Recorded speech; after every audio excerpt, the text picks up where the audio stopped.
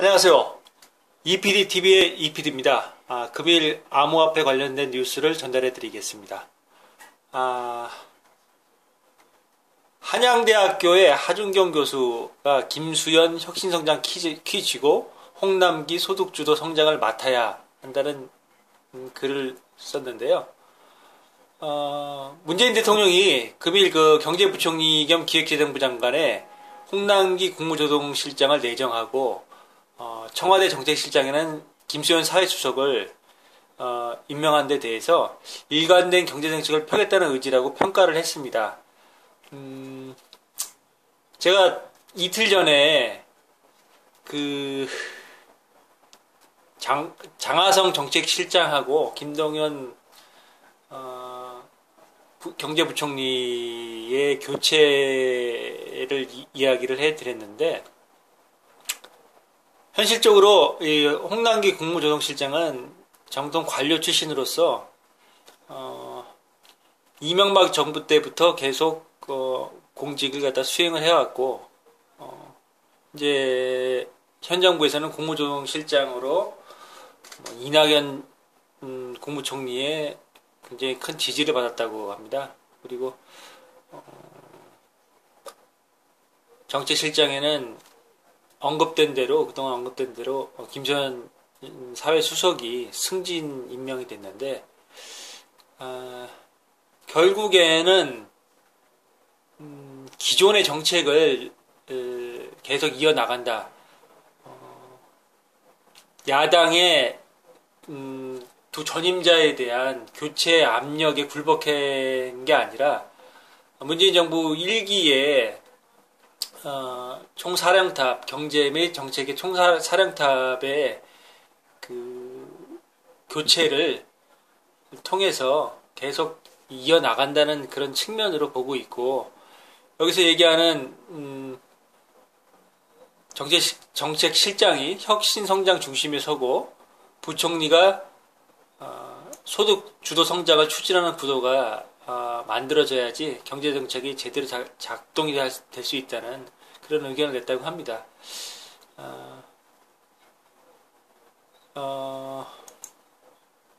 문제는 이 홍남기 경제부총리가 임명됨으로써 암호화폐 시장에는 어떠한 영향을 미칠 것인가, 이게 우리 투자자들 입장에서는 관심사인데,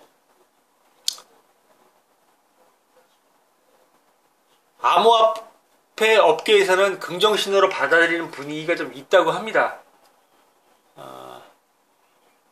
이 사람은 정책기조가 블록체인을 수용하는 입장으로 변하는 상황에서 현재 경제부총리로 임명된 홍남기 부총리도 이 변화를 받아들일 것이라고 예상을 하고 있는데, 한국 블록체인 협회 김영주 이사장, 이 사람은 더 열린 우리당 국회의원 출신으로서 지금 더불어민주당의 차기 총선에 나가고 준비를 하고 있는 것 같습니다. 근데 이제 이 사람이 지금 얘기해야 하기를, 사람이 교체된다는 것은 기존 입장에서 변화할 수 있다는 의미가 있다, 긍정적인 신호로 생각된다, 이렇게 얘기를 하고 있는데, 글쎄요. 사람이 교체된다고 해서 기존이 변화할 수 있다는 의미가 있다? 기존의 입장은 어땠는데요? 장하석 실장이 제가 이틀 전에 얘기했듯이 반암호화폐 관련된 기득권을 철저히 옹호하는 그런 사람이다, 그렇게 생각을 했던 거고, 동국대학교 블록체인 연구센터 박성준 센터장도 누가 오든 대통령보다 높은 자리가 아니기 때문에 정부의 정책 기조의 문제지 인사의 문제는 아니라고 본다고는 의견을 밝혔다. 거래소도 경제 수장의 교체가 큰 영향을 미치지 않을 것으로 내다봤고, 한 거래소 관계자는 우리의 일을 잘하다 보면 우리의 노력을 알아주는 시기가 오지 않을까 한다며 거래소 본연의 임무를 다할 것이라고 약속을 했다. OK코인 코리아 조종환 대표 또한 정책의 일관성을 가져간다면 거래소 입장에서는 환영이다. 정부의 액션이 없는 것이 가장 힘들었다면서 규제가 없는 상황에서 생태계 교란이 일어날 수 있는 새로운 사람이 들어와 규제를 만들어준다면 환영한다고 했지만은, 반면 그 암호화폐 관련된 커뮤니티에서는 경제부총리 교체를 악재로 보는 부분이 있습니다.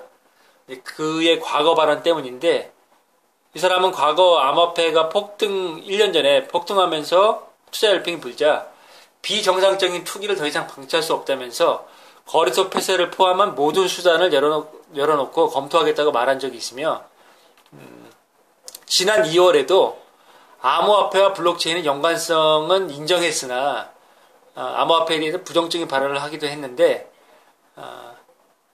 블록체인을 육성하려는 기조에는 변함이 없다면서 암호화폐 과열 논란도 있었고 세계적으로 명확히 정의되지 않았다고 하면서 신중한 입장을 보내왔고, 거래소에 대해서도 여전히 강경한 입장을 보여왔다는 것도 지난 10월 한 세미나에 참석해서 거래소 규제만큼은 엄격히 할 것이라고, 암호화폐 거래에 대해서는 허용하지 않겠다는 의미로 볼 수도 있다. 근데 이제 원론적인 얘기라고 봅니다. 원론적인 얘기라고 보고, 결국엔 이 사람도 새롭게 기존의 정책은 그대로 가져간다고 볼 수는 있지만은, 새로 이제 본인이 경제부총리로, 부임돼서 왔기 때문에, 거기에 대한 어떠한 큰 틀은 바꾸진 않겠지만은, 실적에 대한 압박은 받을 거라고 생각을 하고 있거든요. 그러면 그 실적이라는 게 단기간에 이 사람이 뭐 1년을 할지 2년을 할지는 모르겠지만은 경제 성장률을 크게 이끌어 올린다? 이거는 뭐 불가능하다고 보고 있고, 현재의 어떤 기조를 유지해 가면서 일자리 창출이나, 그러니까 고용의 창출이나 양질의 어떤 고용의 창출, 그리고 고용률, 그리고 이제 세금이 과도하게 거친 것도 사실인데, 세금에 대한 적절한 분배, 이런 측면을 통해서 자기 치적에 대한 부분에 대한 욕심은 분명히 있을 거라고 보거든요. 거기에 따라서 분명히 제가 그동안 제 방송에서도 계속 언급했지만은 2020년 국회의원 총선 이전에 어떤 그런 큰 흐름에 대한 부분이 분명히 있을 겁니다. 일자리 창출이라든지 4차 산업혁명에 대한 어떤 그런 시스템, 투자자 보호와 제도권 편입, 그리고 조세에 대한, 과세에 대한 어떤 그런 입법, 국회에 넘긴다고 말씀을 드렸지만은 그 부분에 대한 성과를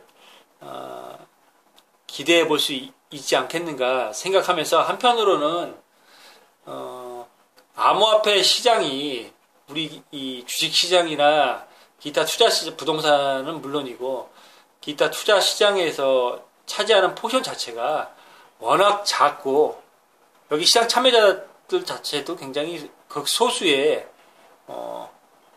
선지자적인 얼리 어댑터들이기 때문에 이 부분이 크게 정책의 메인 테마로 되지는 않을 거라고 보고 있고, 우리 투자자들이 생각하는 것만큼 이렇게 많은 비중을 차지하지는 않을 거라고 생각을 합니다.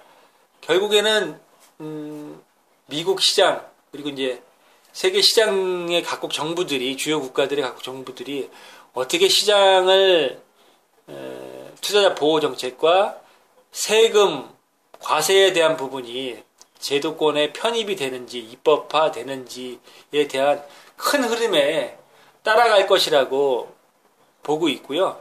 그 시점이 2020년에 국회의원, 우리나라는 국회의원 선거가 한 4월 달쯤에 2020년 4월 달쯤에 있을 거고, 문제는 2020년 연말에 미 대선에 대한 부분에 초점이 맞춰질 거라고 보고 있거든요. 그런 모든 부분들이. 트럼프 대통령이 재선에 다시 도전을 하는지, 도전을 한다고 하게 되면은 공화당뿐만이 아니라, 민주당뿐만이 아니라 공화당 내에서 반 트럼프 세력들, 미 연준의 그 세력들이 트럼프의 재선을 막는데 여러 경제 정책이라든지 금리 그리고 주식시장, 부동산 그리고 대외 거래에서 발생하는 무역 분쟁 이런 부분들을 어떻게 그들이 활용을 할 것인가에 따라서 그 스텝이 나타날 거라고 가셔야되는 시점이 앞당겨질 수도 있고 조금 늦춰질 수도 있지 않을까. 큰 틀로는 그렇게 보고 있습니다. 저는 이렇게 이 사람으로 교체가 되고 긍정적인 시그널이 이렇게 된다고는 보지는 않고 있습니다. 아직까지도 국내 변수보다는 해외 변수에 대한 부분들이 더 크다고 보고 있기 때문에 조금 더 시간을 두고 봐야 될 것 같습니다. 비트코인 캐시 하드포크 무엇을 고려해야 하나? 비트코인 캐시가 11월 15일 하드포크를 앞두고 투자자들의 기대감 속에 급등세를 이어가다가 8일 현지 시간으로 잠시 주춤한 모습입니다. 약간의 조정을 보고 있는 그런 시세를 유지하고 있는데, 시장에 관심이 집중이 된 비트코인 캐시 하드포크가 암호화폐에는 어떤 의미가 있으며 투자자들은 무엇을 고려해야 될지 코인센트럴이 정리를 했습니다. 먼저 하드포크에 대한 사용자 분할에 대한 문제를 고려를 해야 된다고 하는데,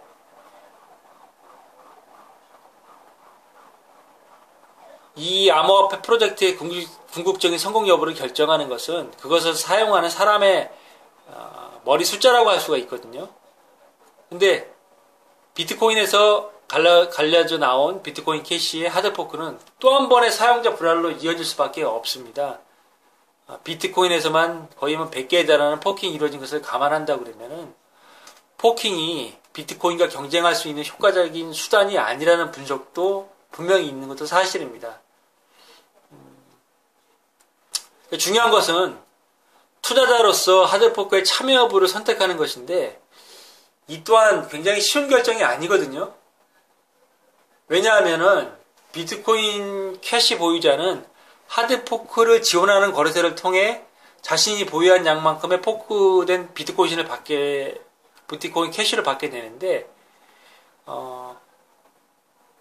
11월 7일까지 OKX, 바이낸스, 후오비, 업비트, 코인베이스 프로 등의 거래소들이 하드포크에 대한 지원 계획을 밝혔고, 자신의 자금을 이 지원하는 거래소로 옮길 시간이 있지만은 이에 대한 결정은 전적으로 투자자에게 있다고 조언을 했는데, 이건 당연한 얘기인데 결국에는 하드포크가 일어나고 그만큼 시세 조정이 하락으로 하는 걸 감수하고 그대로 홀딩할 것인가, 단기적으로 홀딩해서 가져갈 것인가, 하드포크도 받고, 아니면은 사전에 이 부분에 대한 것들을 좀 단기 급등을 했기 때문에 분할 매도든지 전액 매도를 통해서 잠시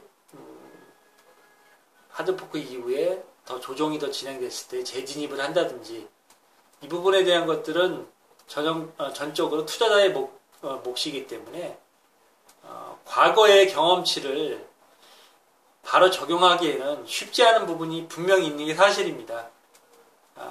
제가 생각하기에는 큰 조정이라든지 이런 부분에 대한 거는 그동안의 암호화폐 전체 시장 흐름으로 보자면은 크게 있지는 않을 것 같고, 좀 더 중장기로 보유하고 계획으로 갖고 계신 투자자 입장에서는 그냥 가져가신다고 하더라도 큰 문제는 없지 않을까, 그렇게 보고 있습니다. 오버스톡 CEO, 금융산업 붕괴돼야 암호화폐 수용 시작. 블록체인 기술의 선두주자로 꼽히는 기업 오버스톡의 최고 경영자 패트릭 번이 대중의 본격적인 암호화폐 수용은 현재 금융 시스템이 무너져야 이루어질 수 있는 견해를 밝혔다. 현대금융산업은 다단계 사기라고 지적을 했고, 지금은 금융산업은 붕괴될 것이며, 사람들은 금융산업이 붕괴되면 암호화폐를 바라볼 것이고, 지금의 베네수엘라, 키프로스, 시리아가 그렇다고 이렇게 말을 했다. 버는 사람들이 지금까지 의존해온 금융 시스템이 무너지면 암호화폐 수용을 시작하게 된다고 밝혔다. 그런데 비트코인이 대중적 암호화폐 수용을 이끌어낼 존재가 될 수 있을지는 확신할 수 없다고 한 발 뺐네요. 비트코인의 거래 속도의 문제를 해결할 수 있을지, 또한 다른 암호화폐가 떠오르게 될지는 시간이 지나봐야 알 수 있다. 이렇게 얘기를 하고 있는데, 저는 이거는 이제 굉장히 원론적인 얘기고, 결국에는 암호화폐를 현재 투자를 하고 있는 투자의 입장에 어떤 거시적인 입장을 견지를 하고 이 시장에 들어온 분들은 이거를 인지를 해야 된다는 얘기거든요. 근데 이게 단기간에 이루어지지는 않을 거고, 크게 이제 두 부류의 투자자들이 있다고 생각을 하는데, 저 개인적으로는 첫 번째, 전년도 하반기에 굉장히 미친 듯한 그 불장이 왔을 때 그 시세 차익으로 그걸 기대하면서 단기 시세 차익을 통해서 단기 불장이 다시 이제는 조동장이 마무리되면서 단기 불장에 대한 기대로 그 수익을 가져가려고 하는 분들이 있고, 또 한 가지는 전체 금융시장의 어떤 패러다임에 큰 손바뀜에 의해서 암호화폐가 주류 투자 시장에 어떻게 큰 비중을 점점 차지하게 되지 않을까에 대한 부분을 보고 가시는 분들이 있는데, 여기에는 어떤 제도권의 수용이 되려고 하게 되면 어떤 암호화폐가 거래가 된다든지에 대한 그런 인식이 되고, 대중적으로 인식이 되고, 그 시스템이 구현이 되려고 하게 된다 그러면은 많은 시장 참여자들이 원하는 그런 구도가 사전에 완결이 되어야 됩니다. 거래소라든지 어떤 실제 사용에 대한 부분이라든지, 그리고 대중적인 인지도라든지, 그리고 그거를 사용해야 할 때의 어떤 시스템에 대한 부분들이 어느 정도는 수반이 되지 않고서는 그 시기가 단기간에 이루어지기는 쉽지 않지 않겠는가가 많은 분들이 생각하는 부분들이고요. 저도 그 부분에 대해서는 공감하는 측면이지만은, 일단은 투자의 가장 큰 목적이 수익을 극대화하는 그런 부분은 공통된 부분이기 때문에 단기간에 볼 수 있는 부분들, 중장기간에 볼 수 있는 부분들, 포트폴리오를 종목에 해당 코인별로 나눠야 될 부분도 있지만은, 이런 시기에 대한 포트폴리오도 분명히 사전에 준비해야 되지 않을까, 그런 생각을 갖게 됩니다. 바네크의 비트코인 ETF 미 SEC 승인 가능성이 높은 이유 4가지. 대형 자산 운용사인 바네크가 솔리드X와 공동으로 설계 신청한 비트코인 ETF 승인 가능성이 높다는 주장이 나왔다. 암호화폐 업계의 최대 관심사인 바네크 솔리드X 비트코인 트러스트는 현재 미국 증권거래위원회 SEC의 승인을 기다리고 있다. 다음 결정일은 올해 12월 29일이며 최종 결정 시한은 내년 2월 27일이다. 8일 현지 시간으로 암호화폐 전문 매체 크립토 글로벌에 따르면은 바네크 어소시에이츠의 디지털 자산 전략 디렉터인 가버 거벅스는 최근 CNBC 크립토 트레이더 쇼에 호스트인 난 로이너와의 인터뷰에서 SEC의 바네크 ETF 승인 가능성에 대해서 4가지 이유를 들어 긍정적이라고 밝혔다.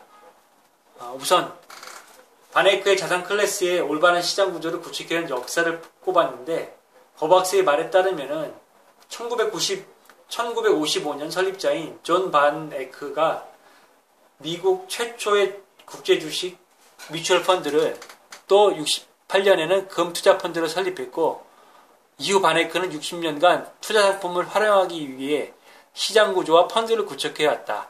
그러면서 그는 바네크 ETF는 실제 비트코인 물량을 기반으로 한 ETF이고 비트코인 해킹, 도난 등의 손실에 대한 보험을 통해 완전히 보상을 받을 수 있으며 또한 규제당국이 인정하는 MBIS 크립토 컴페어의 지수를 근거로 한 비트코인 가격을 사용할 뿐 아니라 ETF 바스켓을 25 BTC 규모로 구성했다고 기존의 ETF와의 차별성을 강조했다.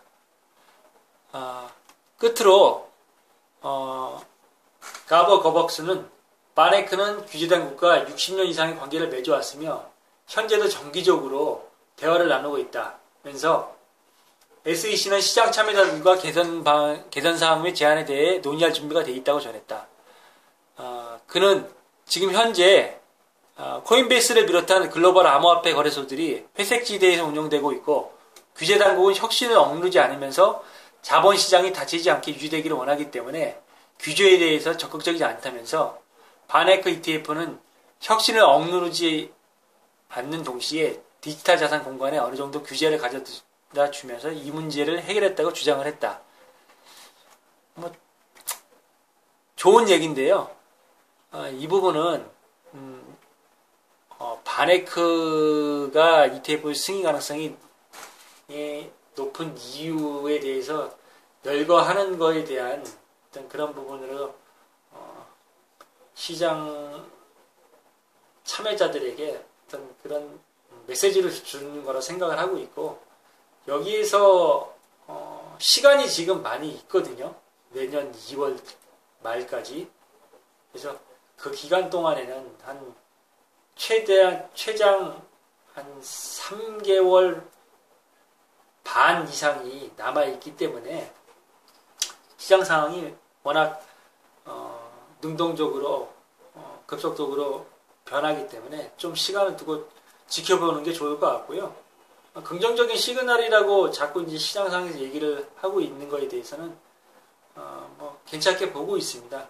투자자 여러분들도 좀 더 희망을 가지시고 참고를 해보시고요. 항상 주체적으로 자기 학습과 정보에 대한 습득 이걸 해석할 수 있는 어떤 통찰력을 가질 수 있도록 끊임없이 분석하고 자기 투자 철학을 되새기고 가져가셔야만이 본인의 자산을 지키고 증식하는데 도움이 되지 않을까 그렇게 생각을 하고 있습니다.